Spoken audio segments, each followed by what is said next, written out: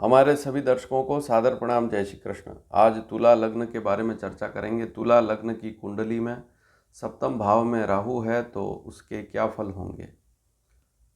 चाहे लड़का हो चाहे लड़की, चाहे आप किसी भी आयु के हैं, इसका आपके व्यापार पर क्या प्रभाव पड़ सकता है, वैवाहिक जीवन कैसा रह सकता है, स्वास्थ्य में विशेष क्या रह सकता है, इस विषय पर चर्चा करेंगे। तो आप किसी भी आयु वर्ग के हैं, आपकी अगर तुला लग्न की कुंडली है तो इस वीडियो को ध्यान से देखें। राहु के फल कब मिल सकते हैं, इस विषय पर चर्चा करेंगे और कैसे हो सकते हैं, फल कैसे होंगे। तो सबसे पहले तो आपको कुंडली को समझना पड़ेगा। कौन सी कुंडली देखनी है? लग्न कुंडली देखनी है, राशि नहीं देखनी है, लग्न कुंडली देखनी है। तो ना तो आपको राशि कुंडली देखनी है, अर्थात चंद्र कुंडली आपको नहीं देखनी है, नवमांश कुंडली भी आपको नहीं देखनी है, केवल लग्न कुंडली देखनी है। वैसे तो बहुत से ऐसे दर्शक हैं जो आसानी से इस विषय को समझ पा रहे हैं, लेकिन ऐसे दर्शक भी होते हैं जिनको एकदम समझ में नहीं आता है। इसलिए वीडियो को ध्यान से सुनेंगे तो समझ में आएगा, विधिवत बता रहा हूँ। तो जब भी आप कुंडली खोलते हैं तो सबसे पहले जो चार्ट बना हुआ होता है वहाँ पर लिखा हुआ मिलेगा लग्न कुंडली, या उसके ऊपर जन्म कुंडली लिखा हुआ मिलेगा, या जन्म चक्र ऐसा लिखा हुआ मिलेगा। उसे ही लग्न कुंडली अर्थात जन्म कुंडली कहते हैं। अब यहाँ पर जैसे आपको एक कुंडली दिखाई दे रही है, तो इस प्रकार से कुंडली आपको दिखाई देगी। और यहाँ पर इस कुंडली में जिस भाव का जो नाम लिखा हुआ है ध्यान से पढ़ लेवें।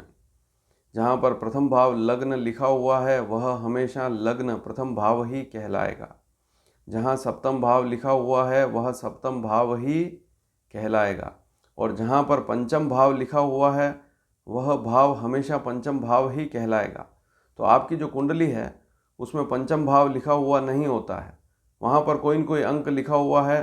तो आप वहाँ पर ऐसा समझें कि पंचम भाव में 1 से 12 के बीच में ये राशि लिखी हुई है। 1 से 12 के बीच में कोई भी अंक हो सकता है। जैसे लग्न को समझना है, आज तुला लग्न के बारे में बात कर रहे हैं, तो लग्न में 1 से 12 के बीच में कोई भी अंक हो सकता है, लेकिन लग्न हमेशा लग्न ही कहलाएगा। सप्तम भाव में भी 1 से 12 के बीच में कोई भी अंक हो सकता है, लेकिन सप्तम भाव हमेशा सप्तम भाव ही कहलाएगा। लेकिन अब विषय को ध्यान से समझें, क्योंकि आज तुला लग्न की बात हो रही है। तो तुला लग्न को कैसे समझेंगे? जहाँ पर लग्न लिखा हुआ है, इस कुंडली को ध्यान से देखें, जहाँ पर लग्न लिखा हुआ है वहाँ 7 का अंक होगा, और जहाँ सप्तम भाव लिखा हुआ है वहाँ 1 अंक लिखा होगा, अर्थात मेष राशि लिखी हुई होगी। राशियों के स्वामी कई बार बता चुका हूँ। जैसे मेष और वृश्चिक राशि का स्वामी मंगल होता है, 1 और 8 नंबर मेष वृश्चिक, और 2 और 7 का अंक वृषभ और तुला राशि का होता है, इसका स्वामी शुक्र होता है। 3 और 6 नंबर मिथुन और कन्या राशि का स्वामी बुध ग्रह। 9 और 12 धनु और मीन राशि का स्वामी गुरु होता है। 10 और 11 मकर और कुंभ राशि का अंक होता है, तो मकर राशि और कुंभ राशि का स्वामी शनि होता है। 4 नंबर कर्क राशि का स्वामी चंद्रमा होता है, और 5 नंबर सिंह राशि का स्वामी सूर्य होता है।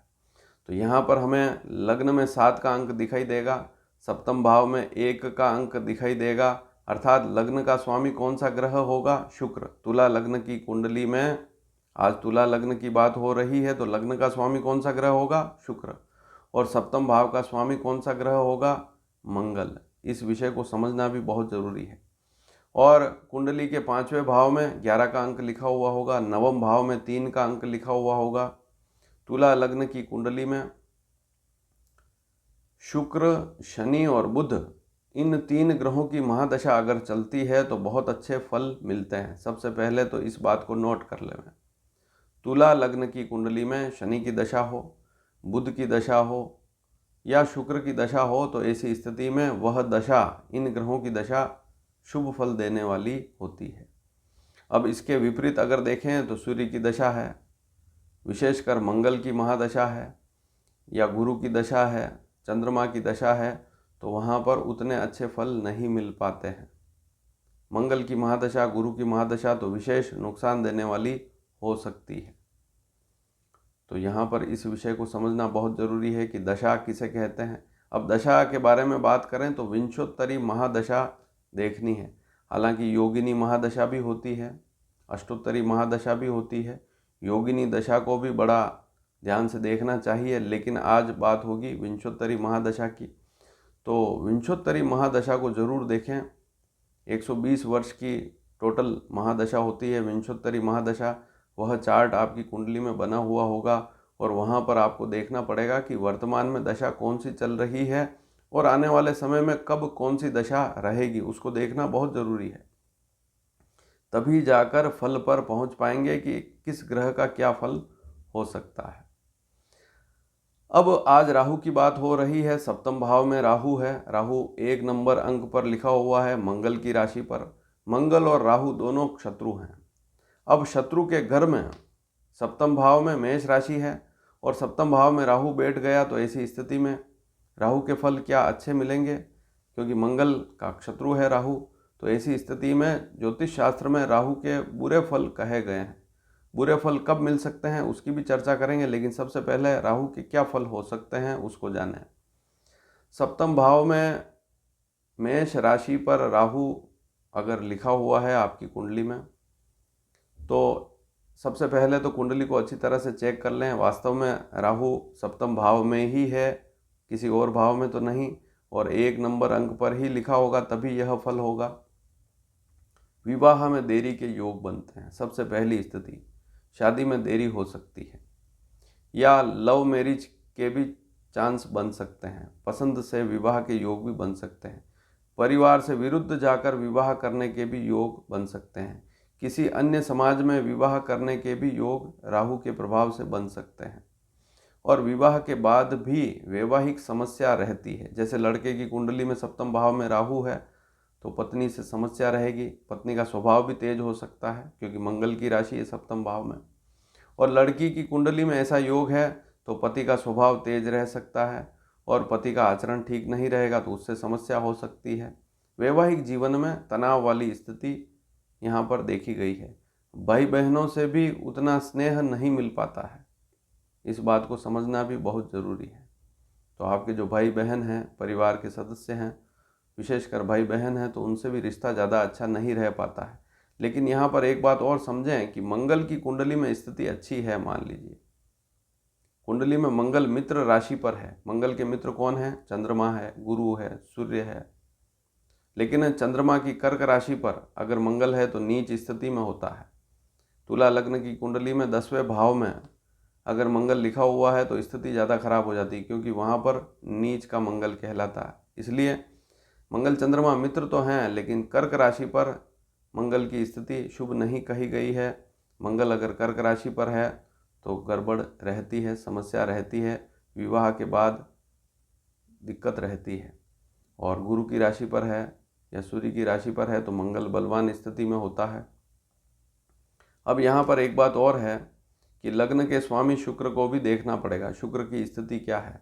यदि कुंडली में शुक्र की स्थिति अच्छी है तो फिर समस्या उतनी बड़ी नहीं होती है और छोटे मोटे समझौते से विवाह चलता रहता है, समस्या बड़ी नहीं आती है। इस बात को भी समझना ज़रूरी है।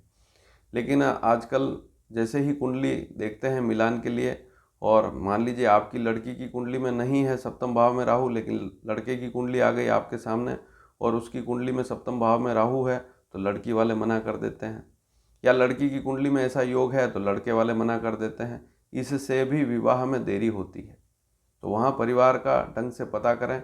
यदि रिश्ता पसंद आ रहा है, करना है, तो वहाँ परिवार अगर ढंग का है तो किया जा सकता है। लेकिन सप्तम भाव में राहु कब बुरे फल देता है? जब राहु की महादशा चल रही हो। मंगल राहु यदि साथ में बैठे हों तब अंगारक योग भी होता है। तो राहु सप्तम भाव में बैठा हुआ है मंगल की राशि पर, तो इसे अंगारक योग भी बहुत सी बार कह दिया जाता है। लेकिन राहु मंगल की युति को विशेष अंगारक युति कहते हैं।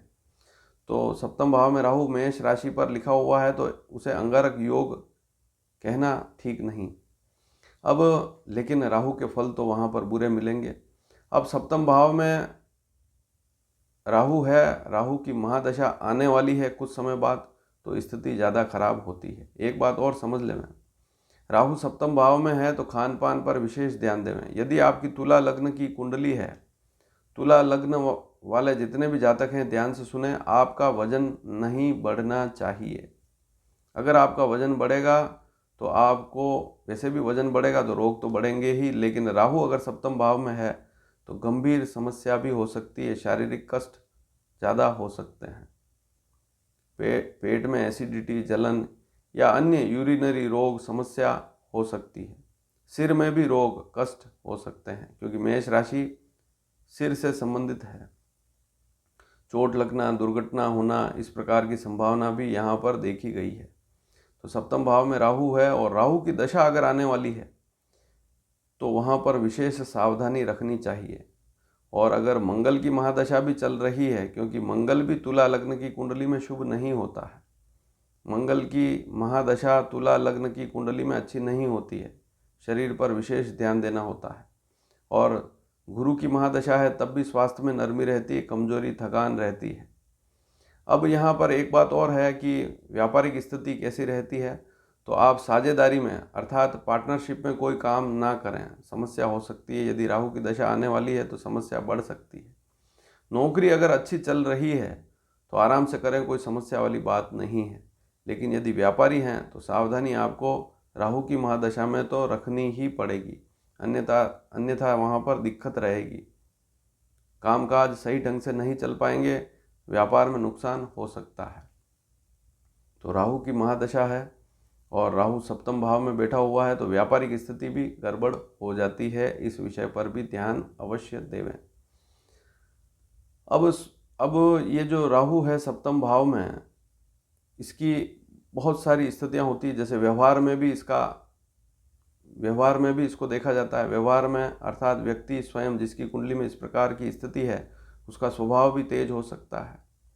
लेकिन जो व्यापार वाली स्थिति बताई है या जो पारिवारिक स्थिति बताई है उसमें व्यक्ति धैर्य से काम जरूर लेगा, हो सके जहाँ तक समझौता करने की कोशिश करेगा, लेकिन फिर भी समस्या तो रहती है। चाहे पत्नी से समझौता हो या लड़की है तो पति से समझौता करने की कोशिश करेगी, या व्यापार में भी तालमेल बिठाने की कोशिश करेंगे ऐसे जातक, लेकिन फिर भी समस्या रहती है यदि राहु की महादशा हो। अब एक बात और है कि राहु की अंतर्दशा भी अगर आती है, कभी किसी भी ग्रह की महादशा में राहु की अंतर्दशा आती है, तब भी इन सभी मामलों में सावधानी रखनी होगी। और गोचर में भी राहु यदि तुला लग्न की कुंडली में सप्तम भाव में आ जाए, जैसे वर्तमान में अभी चल रहा है सप्तम भाव में राहु, तो ऐसी स्थिति में भी समस्या, गोचर वाली जो राहु की स्थिति है वह भी समस्या दे देती है। लेकिन आज की जो चर्चा है तुला लग्न से संबंधित है।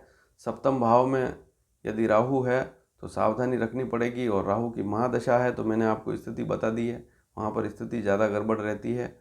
और इस वीडियो के बारे में आप क्या सोचते हैं, अच्छा लगा हो तो अधिक से अधिक शेयर करें और समय रहते ही प्रयास करें। जैसे बच्चे की आयु बहुत कम है तो उसी समय से कम आयु से ही ध्यान देवें, क्योंकि भविष्य में यदि राहु की महादशा आने वाली है तो सावधानी रखनी होगी। स्वास्थ्य के मामले में भी, विवाह के मामले में भी जल्दी जागरूक होना पड़ेगा।